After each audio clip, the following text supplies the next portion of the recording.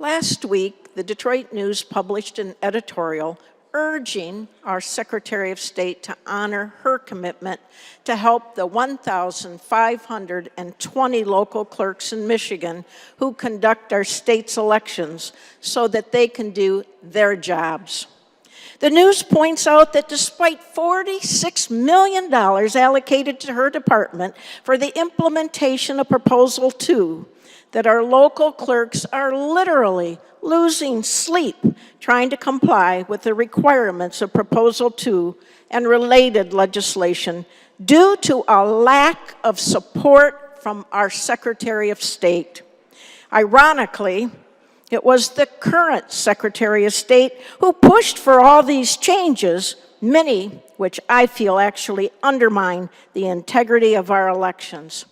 Yet now that they are in law, the Secretary of State refuses to support clerks who are simply trying to keep up with and to comply with these changes.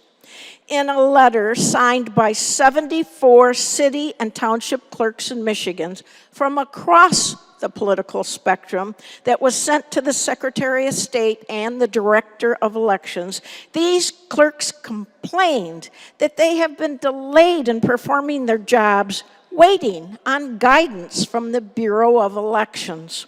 They also begged the Secretary of State for additional support in meeting the burdensome requirements required and created by Proposal 2 and related new laws. The Secretary of State simply has not followed through on her commitment to our local clerks.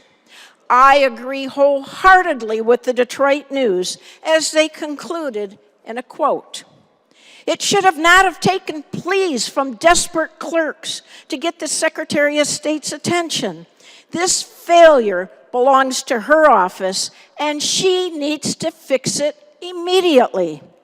We need accountability for the $46 million appropriated to the Secretary of State, and our clerks need help now. Empty and broken promises are simply unacceptable. They hurt hardworking civil servants in each city and township in our districts, and they hurt the efficient and effective administration of our state's elections. Thank you, Mr. President, and I request that my comments be printed in the Journal.